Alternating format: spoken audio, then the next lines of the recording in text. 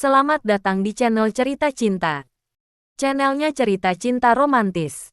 Sebelum lanjut mohon dukungannya dengan like dan subscribe dulu. Pelet hitam pemikat Sukma. Bagian ke-32. Kejutan telak untuk Suster Babon. Bagaimana keadaan pasien Sus? Tanya Dokter Andri mendapati belum ada kemajuan pada kondisi pasien wanita itu. Sama sekali tak ada kemajuan. Dia kehilangan terlalu banyak darah. Tubuhnya lemah. Tekanan darahnya menurun drastis. Detak jantungnya pun meningkat. Ujar Suster Sherlina memperhatikan kondisi Isma yang belum juga menampakkan perubahan. Bahkan cenderung menurun. Penanggung jawabnya? Tanya Dokter Andri lagi seraya menengok sekeliling. Suster Sherlina mendengus kesal. Laki-laki tak bertanggung jawab itu. Sama sekali tak ada kabarnya. Mati kali. Hus, nggak boleh ngomong begitu. Ujar Dokter Andri lembut, membuat Suster Tambun itu tersipu malu. Sesaat diperhatikannya kondisi Isma yang terbaring lemah. Ditekannya nadi. Bahaya Sus. Jika tak cepat mendapat pasokan darah, saya khawatir ia akan mengalami koma. Dan itu bisa berakibat fatal. Gagal jantung dan lain-lain. Sesaat Suster Sherlina dan Suster Naya saling pandang. Lalu, apa yang bisa kita lakukan? Tanya mereka serempak. Sebenarnya yang kita butuhkan saat ini adalah keluarganya. Kita tak bisa bertindak sendiri. Keluarganya harus memaklumi apapun kondisinya. Jangan sampai kita bertindak sendiri, sehingga nanti ada celah bagi pihak luar menyalahkan kinerja kita, malpraktek dan lain-lain. Sebisa mungkin itu kita hindari. Dan keluarga juga harus kita kasih pengertian tentang resiko atas prosedur yang akan kita terapkan padanya. Termasuk dengan kemungkinan terburuk. Ya, termasuk hal itu, jawab Dokter Andri tegas. Tapi Dokter Andri menoleh. Darah pasien ini susah sekali didapatkan. Ujar Suster Naya menengahi. Iya dok, darahnya renul. Dokter Andri tertawa, membuat kedua suster itu saling pandang dengan heran. Kenapa dok? Tanya mereka kemudian. Aku tahu itu. Dan insya Allah untuk urusan satu ini saya bisa menyediakan. Kedua suster itu terbelalak kaget. Dokter bisa, benar. Ya, kenapa tidak? Toh, itu darahku sendiri. Tampak kedua suster itu bersorak bersama, dan mengucapkan. Alhamdulillah, akhirnya ya, ucap mereka berdua seraya meraupkan tangan di wajah. Jadi, untuk soal itu jangan khawatir. Memang, golongan darah ini susah sekali didapatkan. Tapi bukan berarti tak ada kan. Dan aku bisa mendonorkannya. Ucapnya lagi dengan kalem. Dokter, ucap Suster Sherlina. Dengan tatapan haru penuh cinta. Ya sudah, cepat telpon keluarganya lagi. Ucap Dokter Andri cepat. Yang segera dilakukan oleh Suster Sherlina. Sedangkan Suster Naya tampak sibuk mempersiapkan berkas. Dokter yakin. Ujar perawat itu menegaskan, karena yang dibutuhkan pasien kali ini tak sedikit. Sedangkan stok darah bisa dibilang nol. Nggak apa-apa, lakukan saja Sus. Ucap Dokter Andri seraya merebahkan tubuhnya di tempat tidur. Tapi sebanyak itu, kembali suster itu menegaskan, karena Dokter Andri menuturkan akan menyumbangkan 1000 mili darahnya untuk kesembuhan pasien kali ini. Itu jumlah yang terlalu banyak dok. Saya khawatir dengan keselamatan Anda. Ucap suster itu ragu. Sesaat tampak Dokter Andri berpikir keras. Hipga akhirnya memutuskan. Baiklah, ambil 500 dulu saja. Jika memang nanti masih kurang, nanti bisa diambil lagi. Tapi, itu pun masih terlalu banyak dok. Umumnya, orang akan menyumbangkan hanya sekitar 200 hingga 300 mili saja dok. Nggak apa-apa. Insya Allah saya kuat, ucap Dokter Andri lagi seraya tersenyum. Baiklah. Tampak sesaat suster itu mempersiapkan alat-alatnya di meja kecil di samping tempat tidur Dokter Andri. Bagaimana dok? Sudah siap, ujar perawat yang bertugas di bagian pengambilan darah bertanya pada Dokter Andri. Dokter Andri mengiyakan tanpa menjawab.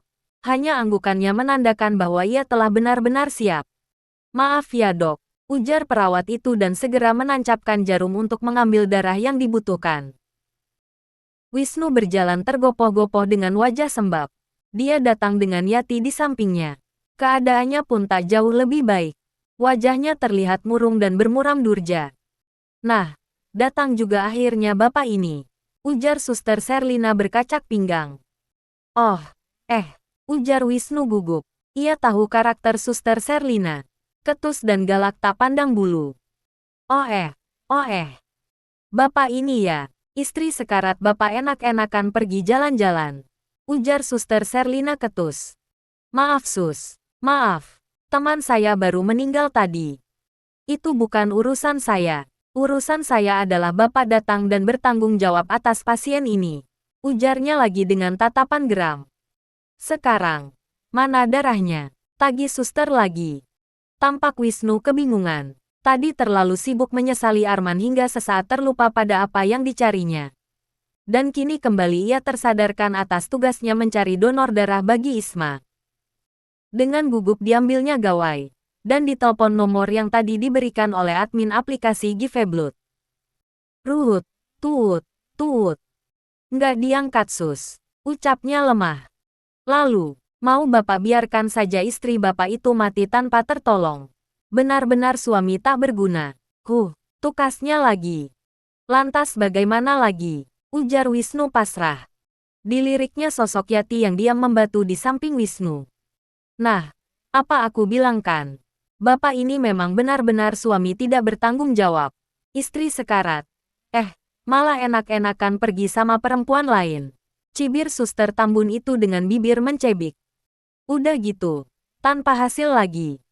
Wisnu mati kutu. Tak bisa lagi ia berkata. Sudah. Tanda tangani saja surat ini. Tukas Suster Sherlina lagi dengan galak. Apa ini sus? Tanya Wisnu minta penjelasan. Pak, bisa bacakan?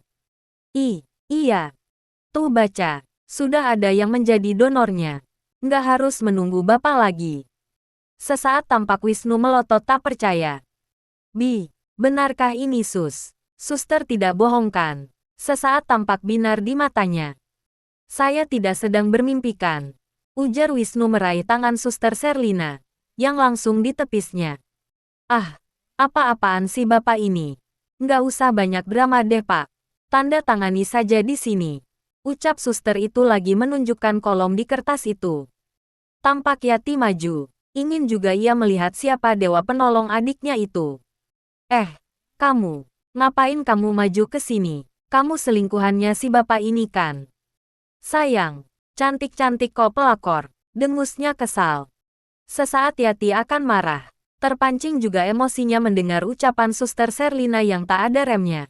Hingga terpikir untuk mendampratnya. Namun, belum juga niat itu terlaksana. Tiba-tiba muncul Dr. Andri yang berjalan lemah menuju mereka dari arah berlawanan. Hentikan itu sus. Ucap Dr. Andri lembut, tapi tegas. Dia calon istri saya. Seketika Suster Sherlina diam membatu. Matanya melotot, bibirnya melongo. Sungguh tak disangkanya jika dokter tampan incarannya itu ternyata sudah mempunyai kekasih. Dan itu artinya, hilang sudah rencananya menggaet si tampan itu. Ditatapnya Dr. Andri untuk memastikan. Ya, sini sayang. Ucap Dr. Andri seraya menggandeng tangan Yati menjauh, meninggalkan tatapan heran Suster Sherlina dan rekannya. Bukan hanya Suster Sherlina yang tercekat dan kaget dengan ucapan Dr. Andri. Namun Yati dan Wisnu juga. Sesaat mereka saling pandang. Dokter, ucap Yati pelan. Ditangkupkannya kedua tangannya pada mulutnya. Biarin saja, biar dia nggak galak sama Mbak Yati lagi.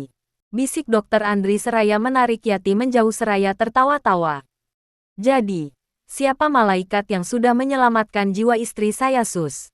Ujar Wisnu memotong lamunan Suster Sherlina. Dia, tunjuk Suster Sherlina pada Dr. Andri dan Yati yang tampak berjalan menjauh. Suster, seru Wisnu berlari-lari kecil menuju meja suster jaga, di mana tampak dua suster tampak sibuk dengan camilan dan gawainya. Ya pak, yang sabar pak, jangan lari-larian begitu. Kasihan pasien lain, ujar Suster Naya sembari berdiri. Tak lama, sampailah ia di depan Suster Naya. Sambil nafasnya terengah-engah, Ia berkata. Bagaimana keadaan istri saya, Sus? Tanya Wisnu dengan nafas terengah-engah di dekat Suster Serlina yang tampak garang di mejanya. Maunya apa? Ujar suster itu ketus. Pandangannya tak lepas dari gawai di tangannya. Maksudnya, ujar Wisnu menahan geram pada suster yang selalu saja membuatnya keki ini. Iya, kan transfusi darah berhasil dilakukan. Lalu kondisinya juga Bapak tahu sudah lebih baik kan? Sekarang Bapak tanya lagi ke saya tentang kondisinya. Ya menurut Bapak gimana? Memangnya Bapak nggak lihat tadi waktu jenguk? Penglihatan Bapak masih normal kan? Atau Bapak berharap ada keajaiban supaya bisa mencari perempuan muda yang lain? Wisnu meradang. Wajahnya memerah. Otot gerahamnya beradu gemeretakan. Tangannya terkepal erat. Argah. Sabar dong Pak. Saya ini sedang bertugas loh. Dan ingat, nyawa istri Anda ada di saya. Kalau saya nggak mau ngurus istri Bapak gimana? Ujar Suster Serlina seraya bangun dan berkacak pinggang. Saya rasa nggak apa-apa ya Pak. Kan Bapak bisa cari daun muda yang lain kan? Ujar Suster Serlina lagi seraya mengupas sebutir jeruk dan memakannya perlahan. Suster Serlina, sudah Sus. Ujar Suster Naya menengahi. Maafkan teman saya Pak ya.